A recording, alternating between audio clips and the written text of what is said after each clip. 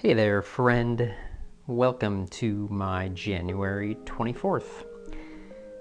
I got really excited this morning to see these birds on top of my snowman because I specifically designed that snowman's head by rolling it in their bird food that had fallen from the feeder.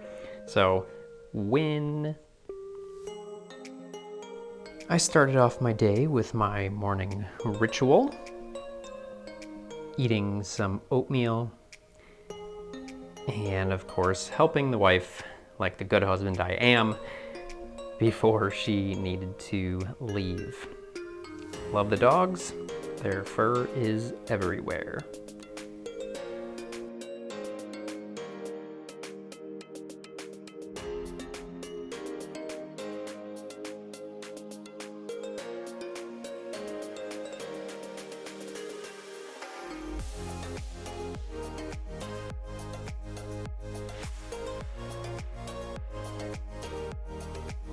I really enjoyed what I read this morning and therefore took a couple minutes to just simply sit and contemplate it.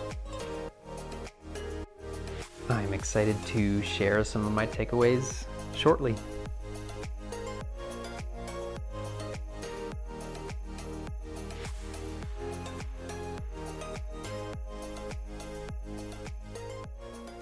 Hey there, friend. Welcome to my January 24th. It is Monday, getting the week started, and I've got a couple things I want to share today. Finnegan is under my feet right now, just making himself nice and cozy. Let's see if we...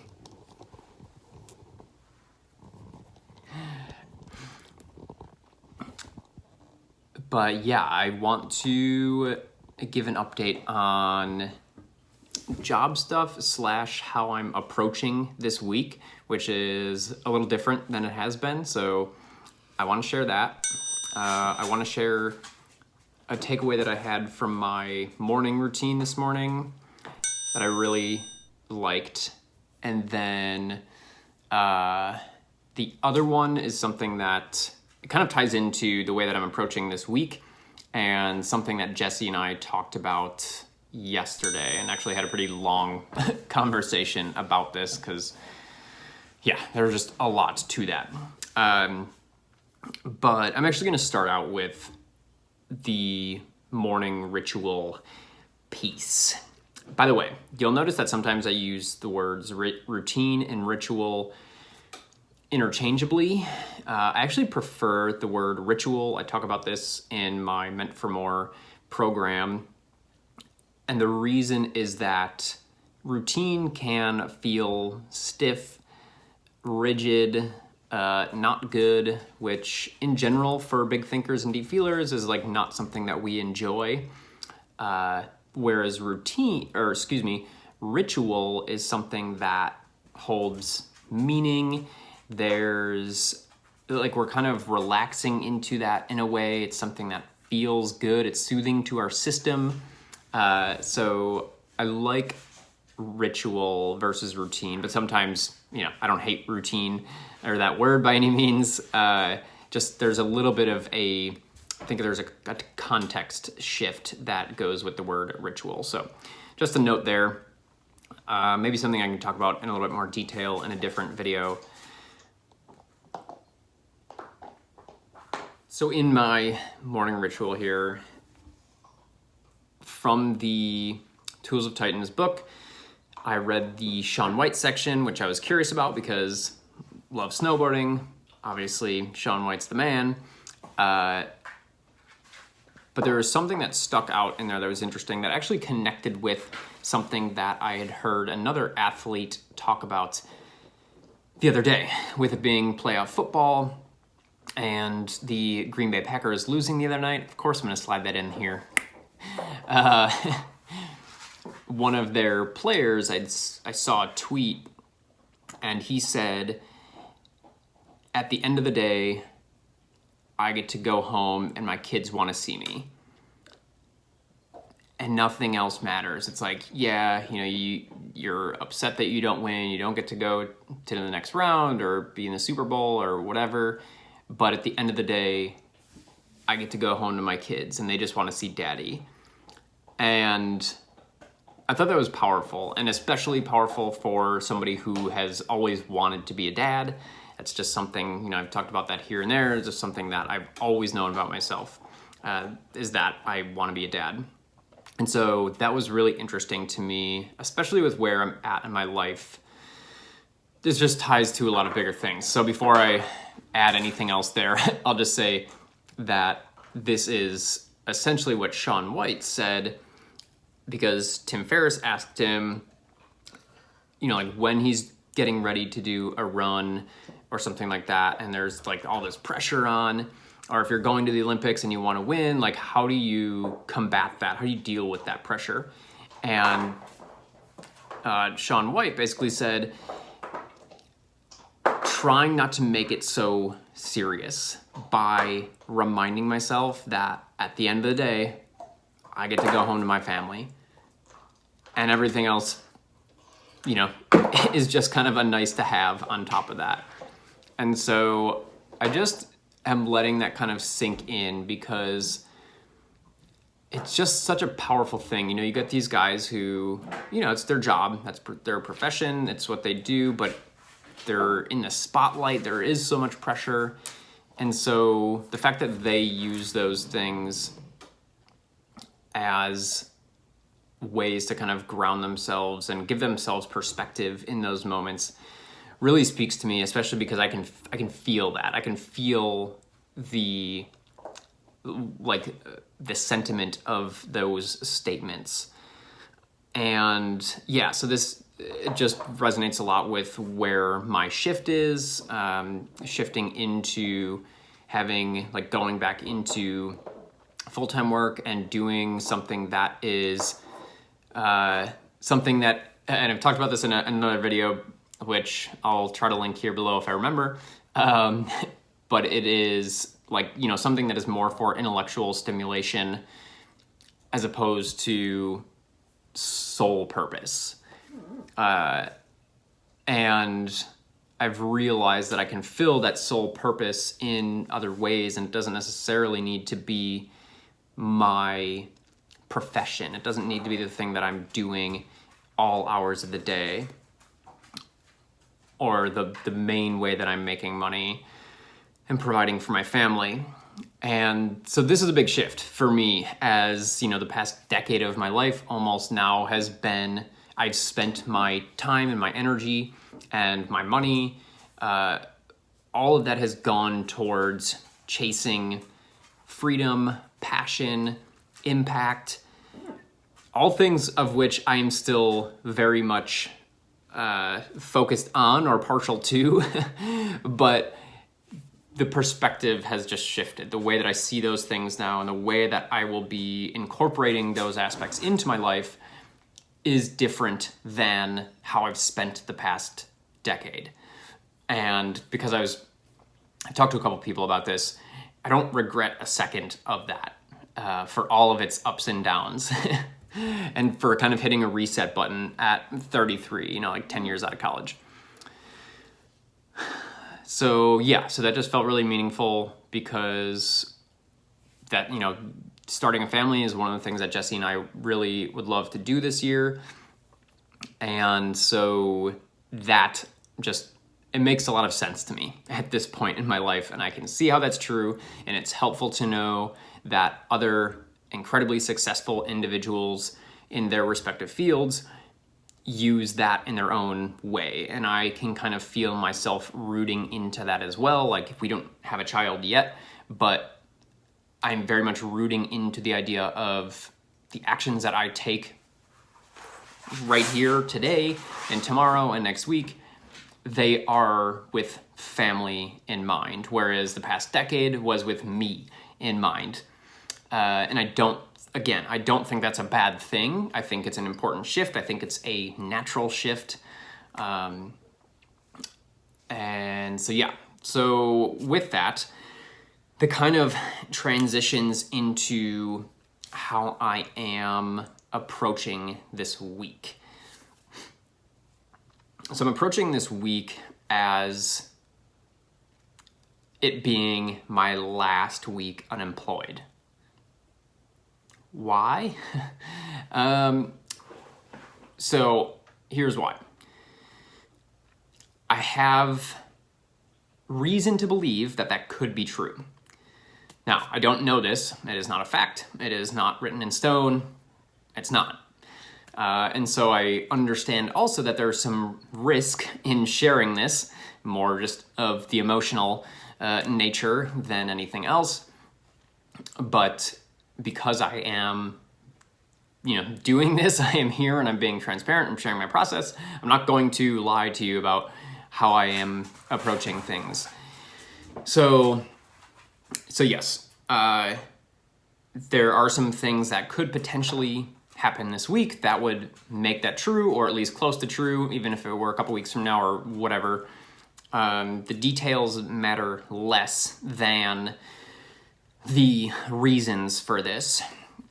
And so essentially what that looks like, and I'll get into the kind of emotional aspect of it, which is the other thing I wanted to talk about, the getting excited about something and protecting yourself from being too excited. So yeah, the reason that I'm doing this from a logistical standpoint is I really want to, I've mentally, emotionally closed the chapter on this last phase of my life, but I need to do that from a logistics standpoint as well. And so there's just a lot of loose ends, from an administrative standpoint for my business and things like that I want to just have like tied off or organized or whatever, because like as I move into this next phase of my life, one of the things that I really want on a personal level is to be very organized, and not from a control freak standpoint, but from a standpoint of I'm taking care of my shit, and I know that I am. Like, there's a certain level of peace that is the goal. It's not to, like, being uber organized for the hell of it is not the goal. The goal is to feel the sense of peace that is, or I should say founded in or rooted in, I am taking care of my shit, and I know that I am. Instead of this overwhelmed, I have so many things going on, I have this,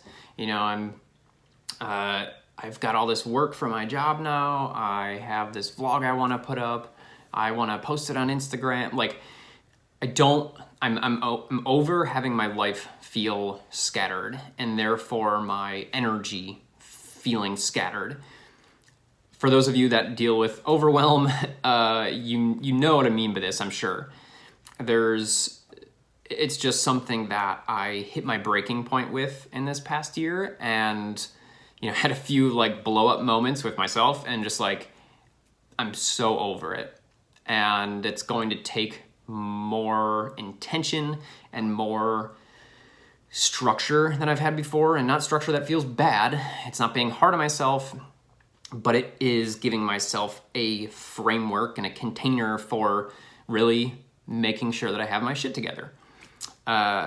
So that's pretty much what this week is about, is the admin logistical side of things. Now, with that, if things do indeed seem like they are going to unfold in this way, I will also, and probably even proactively, take a mental, emotional approach to this as well.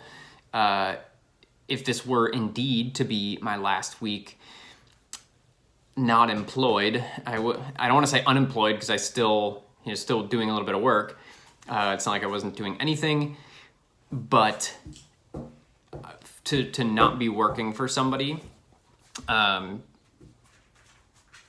if this were my last week, there's things that I want to kind of like let go. There's things that I want to really enjoy. I want to indulge in some things this week. If that is the case, just kind of really be grateful for my journey to this point for 8 years of working for myself and giving myself that freedom and showing myself that I can do some really cool things. So I guess all of this to say, I'm just planning on being really present and intentional about every moment this week. Again, nothing set in stone, but if that were to be the case,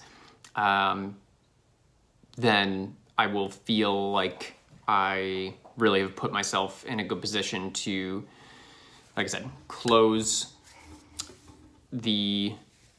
or turn the page on this chapter and really close that chapter of my life.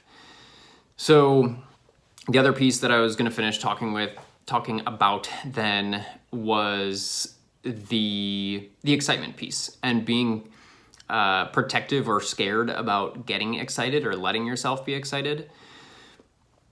So as I mentioned going into this, this is a little risky because if this indeed does not end up being the case, where, like where I would get a job and start next week, then there's a letdown, right? Like there's a letdown for me. There's potentially a letdown for you, depending on how invested you are in my journey. But you'll know this too if you've been watching for a little bit and you had seen my video like end of November, beginning of December, where I talked about a first like really promising job situation that I had, and it pretty much looked like it was in the bag and ended up not working out. Which, by the way, there's a reason for that, which once I get a job, and that is a sure thing, I'll be talking about that as well. But when I didn't get that, there was just this, big letdown. It was frustrating. I had shared it on here, and so I talked about that.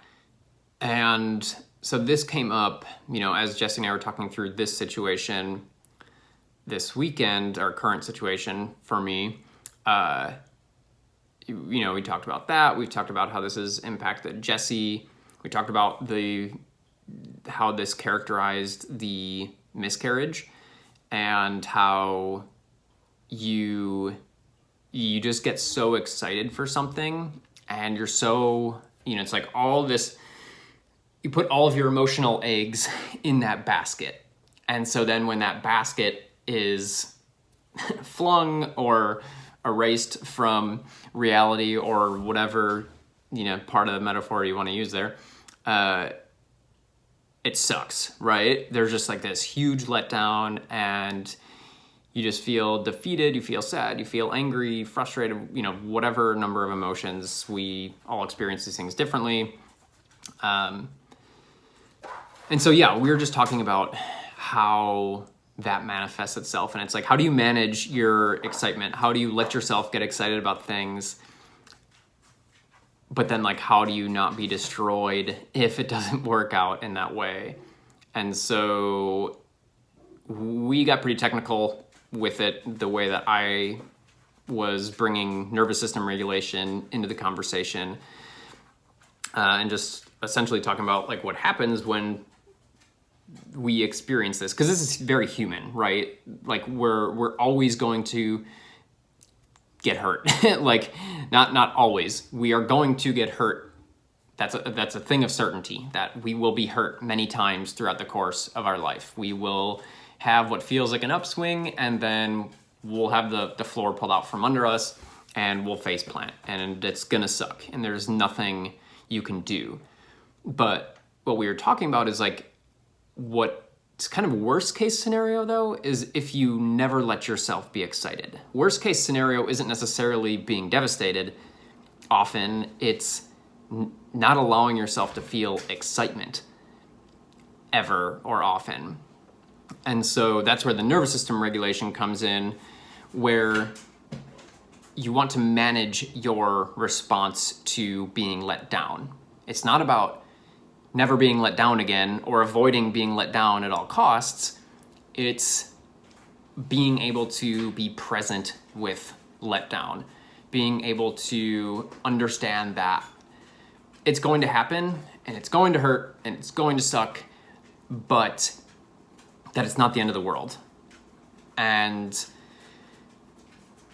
you can feel that disappointment, that hurt, that fear, that sadness, that anger, and you can be in that, but it's not going to consume you forever. It is a temporary thing, and eventually that will fade and things will swing back up again somehow, some way, and usually in ways that you might not expect. And a lot of times these downswings or these big letdowns can actually be blessings in disguise. So, a huge proponent of looking for that as well. Not invalidating your painful experience, be present with that and allow yourself to feel and process emotion. But at the same time, be ready and willing to get curious about it once you've allowed yourself some space to be with and feel. Then start to get curious about how maybe that things are working in your favor in the long term. Like, yeah, it doesn't make sense to you currently, but as you go down the road or as your life progresses, how could this thing maybe be a blessing in disguise, or where is the silver lining? So yeah, just kind of wanted to offer that. And then also just, the very human side of things, like, yeah, it's fucking hard when sometimes you want to be or get very excited about something and you are concerned about getting hurt. You're concerned about the letdown. So yeah, comment below if this is something that you struggle with, if this is something that you experience frequently or have had big moments of in your life. I'd be curious to know what those have looked like for you and how you go about handling this. Because again, my take is that the worst thing that we can do is not allow ourselves to be excited and hopeful. And so yeah, so with that, kind of a nice end to my sit down segment here today, which is I am allowing myself to be excited this week. I am allowing myself to be hopeful, and regardless of the outcome, I am just going to kind of be very present with that feeling, and we'll worry about how things unfold as they unfold. Thanks for hanging out. Talk to you soon.